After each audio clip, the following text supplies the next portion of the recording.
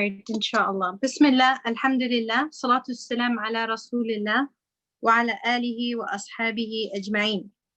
So we said we're going to go through verse 30 through 35 in Surah Yusuf. And we already went with talking about the whole story and how it began. And we ended off where how the wife of Al-Aziz tried to seduce him. And she tried to get him to act on what she wanted him to act on. And subhanAllah, he didn't. And we also know that there was proof on from that. And we talked about the women, actually. I believe we did 30 to 35. Can somebody correct me?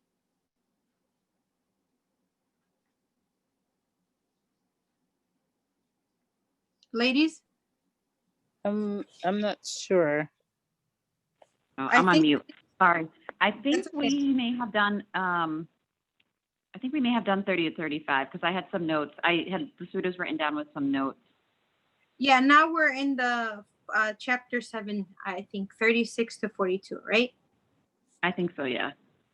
Okay, so this is where actually so we concluded chapter 6, which talked about where Prophet Yusuf salam did not take part in what the women of the community wanted him to do. We also learned on how she tried to seduce him, and he didn't accept the offer, and the women of the town started to talk and to kind of express how she can actually tempt her slave boy versus the wife of Al-Aziz, naming their titles to just add a little bit more spice to the story.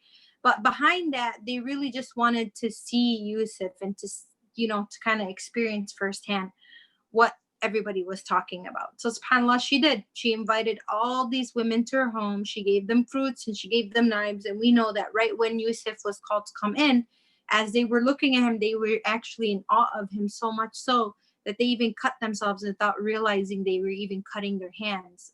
And they said, this can't be a human. This is an angel.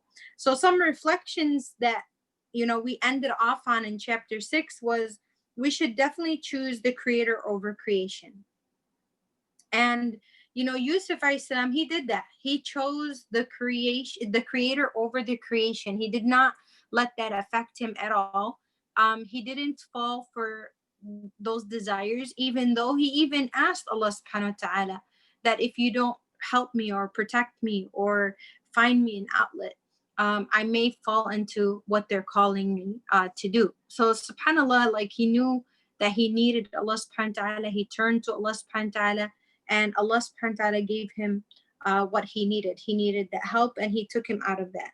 So definitely we should never, focus only on the creation, where we only worry about what the creation thinks, what so-and-so thinks, or what the so-and-so wants me to do. No, if it's correct, do it, obviously. If it's something that is displeasing to Allah or against what you're supposed to be doing, then I wouldn't, because we're supposed to choose Allah over any of the creation. The second reflection from chapter 6 before I enter chapter 7 is we should choose everlasting joy over temporary joy. And that's exactly what Yusuf salam did. Even though we understand that sometimes as humans, we have certain desires toward the opposite gender, right? And maybe if he acted on it at that moment, he would have enjoyed it. But right after that, it would have been a lot of regret. So you look at temporary joy over long-lasting joy, and that's what Yusuf salam did. He didn't think of the here and now and the instant gratification. He looked onto the long process, the everlasting joy, which is obeying Allah subhanahu wa ta'ala and seeking the reward for it. And the last point that I wanted to share is that you should flee to Allah subhanahu wa ta'ala at times of weakness. We should never think we can do things on our own. We need definitely Allah subhanahu wa ta'ala with us all the time. And it even reminds me of that dua that we hear all the time and we say all the time, begging Allah subhanahu wa ta'ala not to even leave us to our own, even for the blink of an eye. And to kind of dispose and take care of all of our affairs, for we are amongst those who are oppressive to ourselves. So subhanAllah, we need Allah subhanahu wa ta'ala all the time with us. And we want him with us every single step of the way. And it's even to that description in the dua is not even for the blink of an eye. And we blink really quickly. We open our eyes. Sometimes we don't even realize we just blinked. But subhanAllah, we definitely need Allah subhanahu wa ta'ala in our life. Now, we're starting a new chapter. And the chapter of verses we're going to talk about is chapter 7. And it's titled The Transformation. The Transformation. Now, Yusuf and the King. And this is something that's gonna take us in a different aspect, and that's why they have it broken down in this way. And we're gonna discuss today verses 36 to 42. So in the translation, it says, Bismillah ar-Rahman ar-Rahim, and there entered with him 2 young men in the prison. One of them said, "Verily, I saw myself in a dream, pressing wine." And the other said, "Verily, I saw myself in a dream, carrying bread on my head, and birds were eating thereof." They said, "Inform us of the interpretation of this. Verily, we think you are one of the muhsinun, the good doers." He said, "No food will come to you in wakefulness or in dream as your provision. But I will inform you in wakefulness, its interpretation before the food comes. This is of that which my Lord has taught me. Verily, I have abandoned the religion of the people that I believe not in. Believe not in Allah, and are disbelievers in the hereafter, i.e., the false deities, or i.e., the ones that were in Egypt that were worshiping who were polytheists and who used to worship the sun and false deities. Verse 38 says, "And I have followed the religion of my fathers, Ibrahim, Ishaq, and Yaqub, and never could we attribute any partners whatsoever to Allah. This is from the grace of Allah to us and to mankind. But most men think not. They neither believe in Allah nor worship Him. O 2 companions of the prison, are many different lords, gods, better, or Allah the one, the irresistible? You do not worship besides Him, but only names which you have named forged, you and your fathers, for which Allah subhanahu wa ta'ala has sent down no authority. The command or the judgment is for none but Allah. He has commanded that you worship none but Him. That is the true straight religion, but most men know not. O 2 companions of the prison, as for one of you, he as a servant will pour out wine for his lord, the king or master, to drink. And for the other, he will be crucified, and birds will eat from his head. Thus is the case judged concerning which you both did inquire." And he said to the one whom he knew to be saved, "Mention me to your Lord," which is the king or the king, "so that you can get me out of prison." But Shaitan made him forget to mention it to his Lord, to forget the remembrance of his Lord Allah, as to ask for his help instead of others. So Yusuf alayhi salam stayed in prison for a few more years. So when you look at this chapter, it's going to talk about how when Yusuf alayhi salam entered prison, and when he did that, it mentions how 2 men approached him, thinking well of him, and described to him dreams that they had, and they wanted to have them interpreted. So when we start off, there were 2 men in the prison with Prophet Yusuf alayhi salam, and they each beheld a dream. They each had a dream, and in the verses it describes it. They trusted Yusuf alayhi salam. They automatically felt this trust with him. They felt he was a righteous person and believed him to be from amongst the people that were good, the good doers. And therefore, they actually felt very secure to tell him about their dreams. So one man he told him, I saw myself making wine, and the other one saw himself carrying bread on his head, and birds were eating from it. And they asked Yusuf salam for an interpretation of these dreams. And Yusuf salam told them that he would explain their dreams before the next meal arrived for them to eat. So that way he can express the interpretation of that dream. He also told them that the interpretation would be provided by Allah subhanahu wa ta'ala.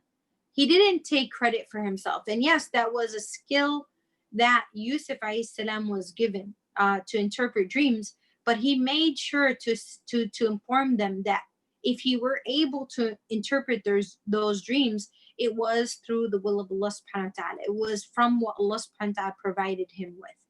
And by speaking of Allah subhanahu wa ta'ala, he diverted their conversation towards the subject of da'wah and the worship of Allah subhanahu wa ta'ala alone. So he used this time wisely to talk about Allah subhanahu wa ta'ala.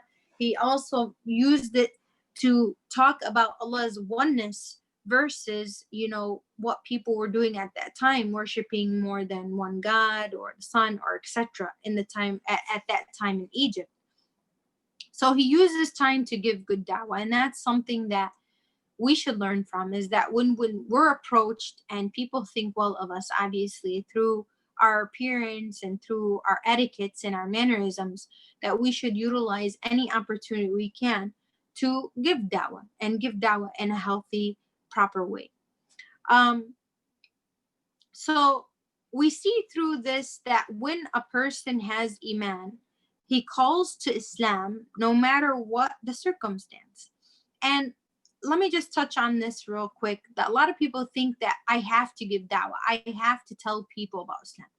Sometimes it's not actually what you say, it's what you do. It's acting, how you're actually implementing your Islam, your deen, brings a lot of attention and may may make people inquire. It doesn't have to be where you have to go out door to door and tell people in the bus stop or in the train station or wherever you go, hey, did you know that there's only one God, and go into your spiel about Islam? No, I think dawah is dawah when they actually see you act it, put it into practice, and then you get people to inquire because you have such good character and because you have a good demeanor and because you're either acting appropriately, dressed appropriately, speaking, eating appropriately, acting in a way that attracts attention, good attention. People will inquire about Islam, and that's your turn. That's your time to give da'wah. Because there was many times where I was asked about my deen from acts. If I was praying in publicly or I did certain things, I gave, when I ate, when I sat, people would inquire why I do certain things, and I would always relate it to my religion because that's why I was doing it. It was taught in the religion. So subhanAllah, da'wah comes naturally when we act it and we implement it, and it just comes naturally that way. So Prophet Yusuf salam exemplifies the fact that the greatest blessing is the shahada, and that thankfulness to Allah subhanahu wa ta'ala can be shown by using this blessing and calling others to Allah.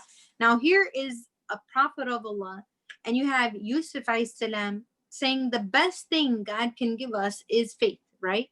And the best thing he can give us is that testimony of faith, the shahada of ashhadu an la ilaha illallah, one God, one Lord that we worship.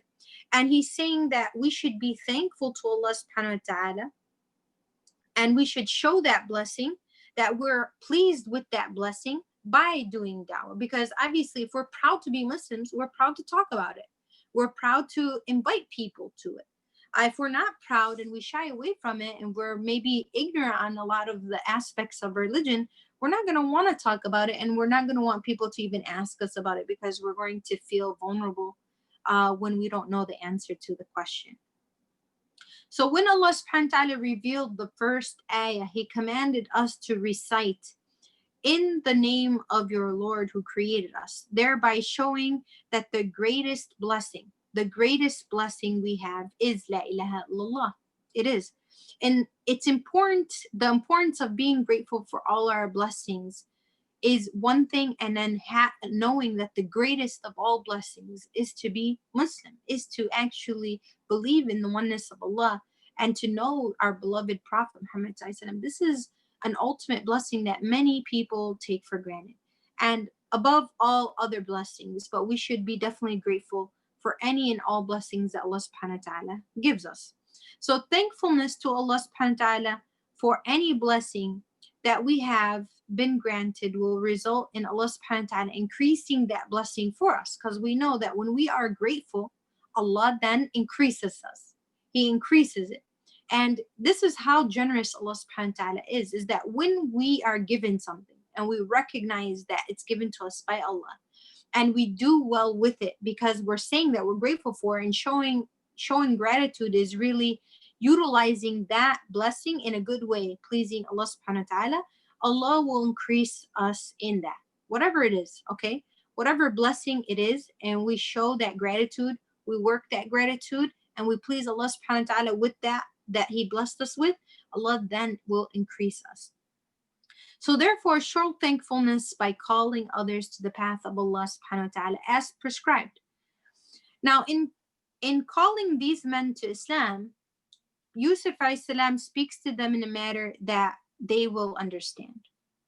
He questions them to allow them to begin thinking about the issue at hand, asking, is not one God better than the worship of many gods? And you'll notice that a lot of people, like to ask questions to get people to reflect on it. And there's no point in da'wah, right, if you can't go to that level of the person you're giving the da'wah to. So Yusuf salam went to them at their level, okay, and asked them a question for them to reflect on, so that way they can actually think for themselves and make and decide for themselves. And that's super important. It's not about how fancy we are or how eloquent we speak. If we can speak very fancy and eloquently and just shoot out big words and but if nobody understands anything, then they're not going to benefit. They're actually not going to embrace it. They're not going to even welcome it. They may not even look beyond what you just said. They're just going to leave it at that. So it's important that we learn that lesson from Yusuf salam, that he comes to them in a manner that they will understand. Then Yusuf salam then speaks to them about the fact that their gods were made up, and says that their names can be traced back to the beginning of worshiping them, because they named them, they created them, and they named them. And he brings the conversation back to the magnificence of Allah subhanahu wa ta'ala and his authority. And when we talk about Allah subhanahu wa ta'ala and his capability and his attributes and all of his strengths and his authority, nobody can argue it in that fact. So after speaking to the men about Allah subhanahu wa ta'ala, Yusuf salam interpreted their dreams. And he told one of them, but didn't specify which one. So obviously they probably knew through the dream, because he interprets the dream and what's going to happen to them. So that he will be released from prison and will serve wine to the king. Okay, so the one that had the dream about making the wine and serving it, this is his interpretation, that he'll be released from prison and he will serve wine to the king. He then told the other one that he will be crucified and that the birds will eat from his head. Now, going into a different topic, Yusuf salam asked the one who would be released from the prison to mention his name to the king, but Shaitan made him forget. Now, so do you think, so we say here he was released, and Yusuf salam pretty much asked him for help, right? He pretty much told him, you're going to go and be released and you're going to serve the king. Can you mention my name? Can you make sure that he knows who I am and I'm in this prison wrongfully? But the Shaitan made him forget. So when he was released, he didn't say anything. So another interpretation of this is that Shaitan made Prophet Yusuf ask a human being for help rather than seeking help from Allah subhanahu wa ta'ala alone. Therefore, Allah punished him for this and kept him in the prison for several years. Now, so when you look at it, is it okay that Yusuf salam asked this man to mention his name? It is okay. So I believe it's okay. Why? Because it's safe to say Shaitan distracted them both and make them both forget what they're supposed to do. But it's also permissible to ask help from others. It's not like haram to ask somebody for help when you know they're in the position to help you. Okay?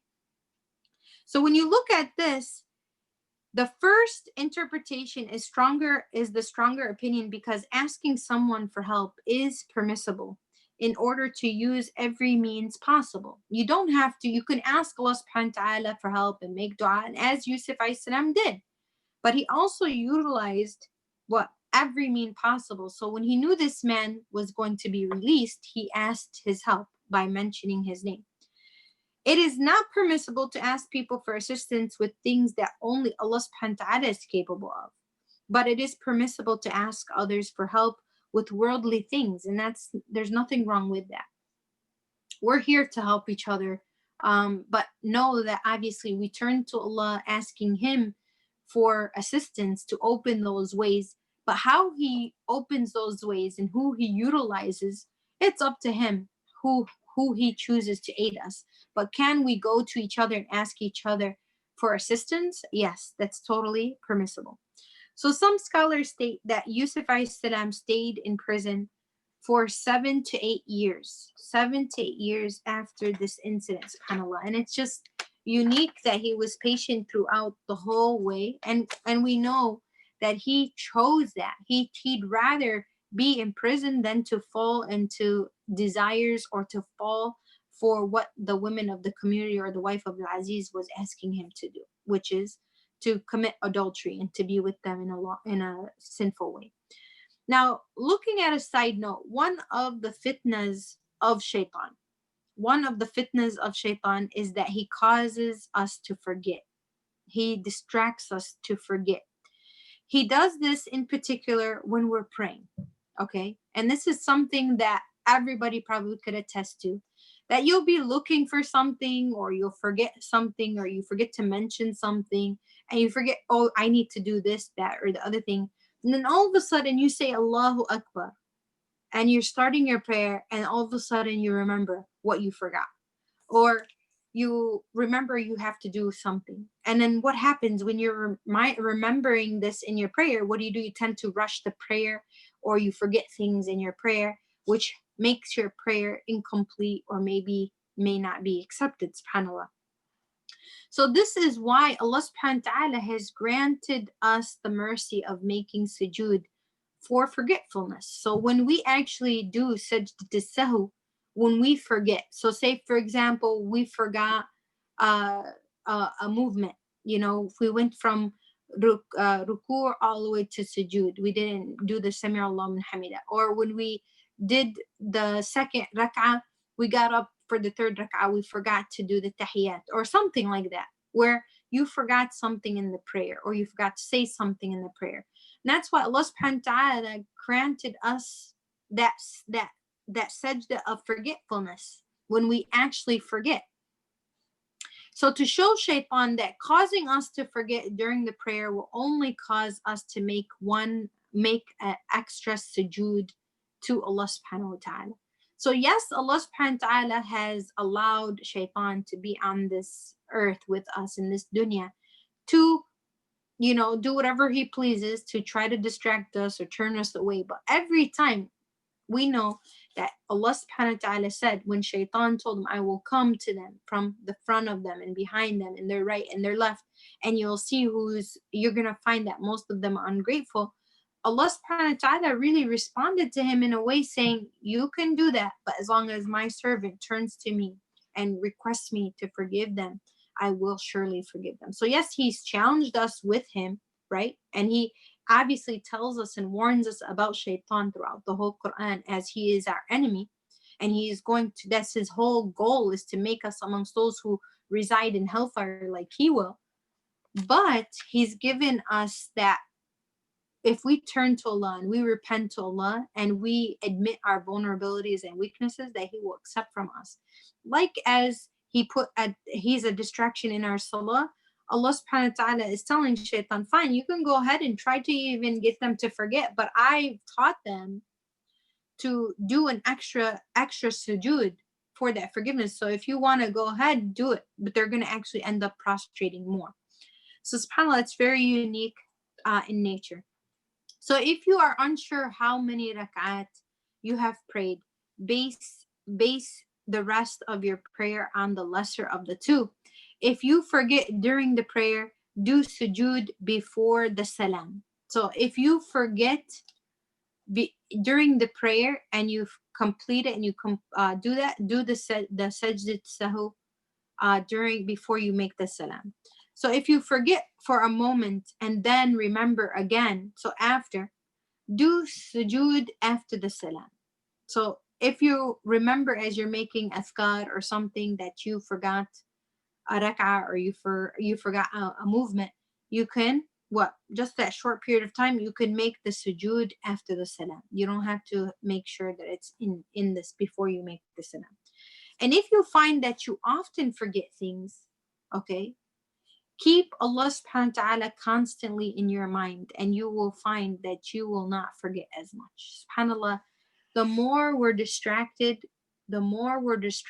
from Allah subhanahu wa ta'ala, you'll find that we're going to be more susceptible to shaitan attacking us and making us amongst those who are heedless and forget. So if you find yourself forgetting a lot in your salah, definitely, have that intent, focus, renew your wudu, renew your intention as you pray. Be in a place where it's not going to be very distracting. As the shaitan sometimes comes to whisper things to you, really just, try to focus more on your recitation and the movements so that way you're not thinking of something else. And if you do get distracted, because we are human and there's going to be times we will be distracted, then obviously you have that outlet of, doing that the prostrations of forgetfulness. And then if you do it often, just remember that you have to remember Allah a lot more, inshallah, and that shall lessen the amount that you forget.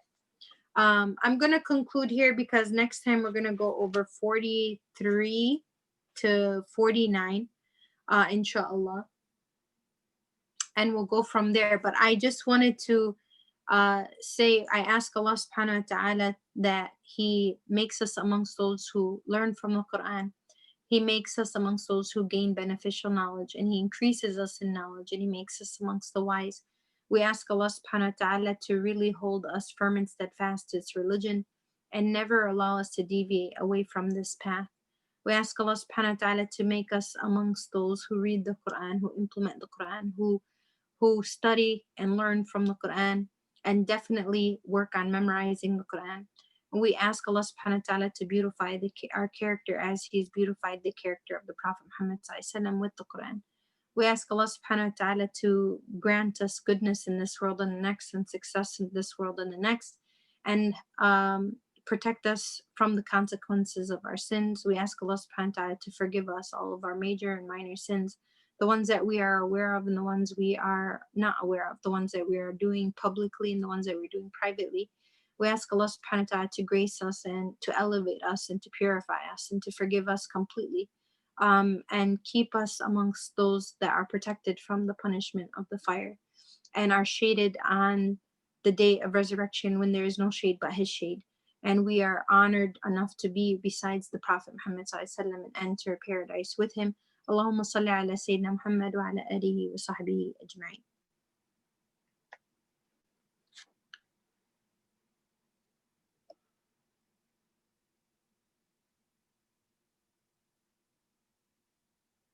How y'all doing?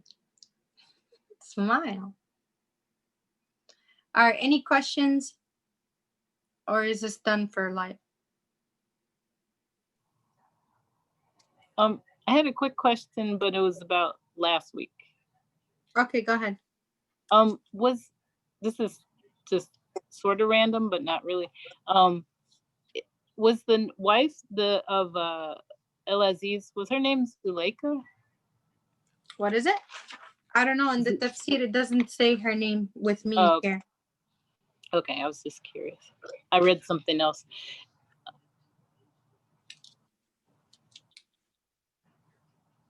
I'm not sure. So if you actually text me that or say it on the message, I'll look it up. Okay. I'll ask. Because Because I in read this tafsir that I did with Al-Maghrib, didn't mention her name. They mentioned her by the wife of Al-Aziz. Okay. Yeah, I'll explain the context in the text to you, inshallah. Okay, awesome.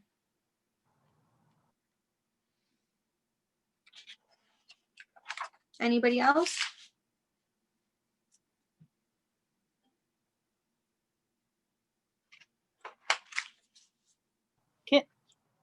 I don't know if this is in the tafsir either, but can you speak just to the dreams in terms of I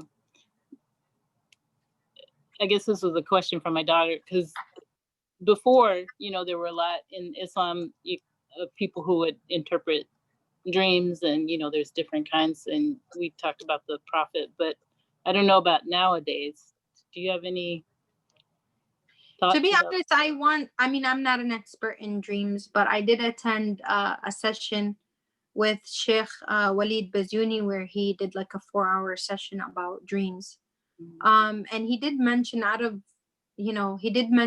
there are certain dreams a form of like revelation, but it's not something that we can be 100% guaranteed by. And he did mention that it's a gift. It really is a gift to somebody to be able to interpret that dream. And it could be sometimes where you have it, where you don't. And subhanAllah, when he said that, he mentioned that some people, like, they look up dreams from books and etc. And he said, I don't recommend that, because in different ethnicities and cultures, different things mean different. The same thing means differently in each one. So he's like, it wouldn't be accurate to just have that. But he said that some people just have a really good gift, and that gift is from Allah subhanahu wa ta'ala, as Yusuf alayhi salam mentioned. And if Allah subhanahu wa ta'ala gives them the grace of figuring out a sound interpretation of that dream, that's fine. You could look at certain hints, and those people that are usually into that, they'll give you like different breakdowns of what are relatively good and bad in dreams. But I'm not nowhere near an expert on dreams, but I know that there's some people that they will look into it, but I'm not sure of who, and if imams do it, I'm not sure. But I'm sure most people don't get too involved with the dreams unless they feel comfortable with it. Okay. Jazakallah khair. Yeah. We also talked, remember, in the beginning of Surah Yusuf about the 3 different types of dreams. We talked about those that are being from shaitan, those dreams that are from Allah subhanahu wa ta'ala, and then you have those of the nafs, the desires, or like kind of like I would say like what just happened to you. So you just feel like you just seen something, you felt something, you went through something, and you experienced a dream from it. So yeah, I remember. Someone had a question in the chat. How do I see it? Let's see.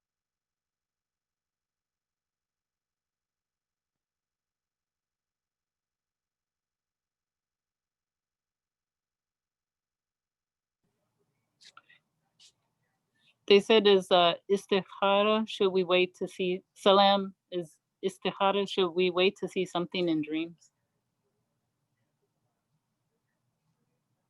Oh, you're muted. Okay, istikhara, it doesn't have to be a dream at all. Like most people think istikhara, they're going to get a dream. And that's not the case. Istikhara is to pray for something and proceed with it, and then look at the different signs Allah subhanahu wa ta'ala gives you. Sometimes the sign is clearly right in front of you. You don't have to have a dream, but you just have to be open and conscious to seeing those signs. Sometimes you'll see ease, and you'll see things that happen very easily and quickly, and just things open up really fast. And you'll see sometimes there's a lot of hiccups and doorstops, and you have so many things that get in your way, and people don't even pay attention to those. They just want to see a dream. And it's not about a dream. It's just a rare incident that you have a dream that clearly kind of talks about what you're praying about. But we should never connect istikhara just with dream. I hope that answers the question.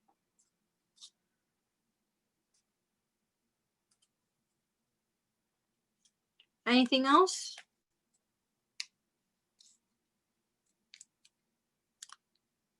No? All right, cool. Well, it was a pleasure being with you guys this week, and inshallah, I'll see you guys the next date. Do we have that date, Rana? Will be July 2nd. All right, cool. July 2nd. Oh, I think there might be a follow-up, sorry. To the istikhara and the dreams. Okay. So she says, so if there are hiccups, that's to be taken as a no. So question mark. So we don't proceed with what we prayed istikhara for?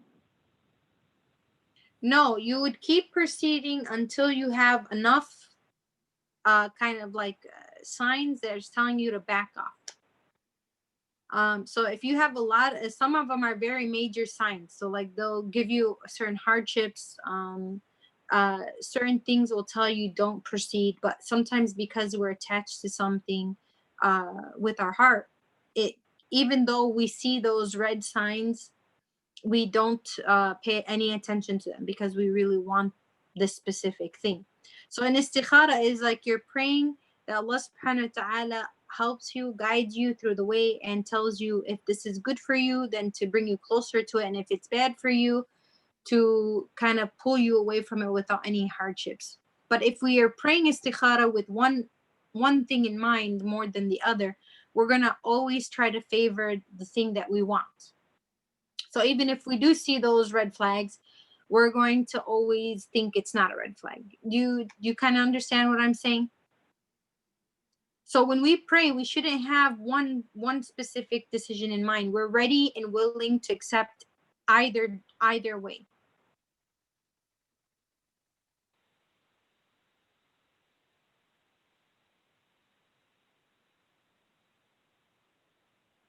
All right, cool. Thank you for the thumbs up. Sorry, I was just, as I was telling you the date, so because it's the holiday weekend, should we move to the next week to July 9th instead? I'm okay if you guys are okay because it's July 2nd and it's a Thursday. I'm okay, but it's really gonna be based on you guys in the group. Okay. Well, what do you guys? I think you guys are the most consistent in the class. You can either if you can just in the chat. Oh, okay. Either in the chat if you can put down your vote, or if you want to get off mute and just say whether you want to do the 2nd or the 9th, and we can see which is the most popular. So we got 1 and 1.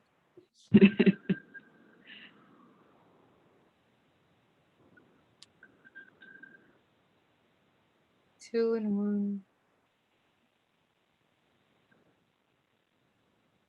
Okay. Okay, I think this 2nd looks like it's okay then.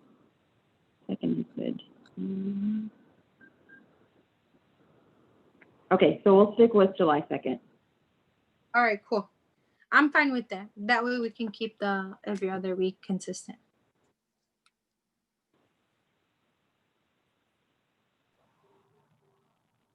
All right, thank you, ladies. I hope you guys benefited from today's session. We'll see you guys again on July 2nd. Salam. Okay. Assalamu alaikum.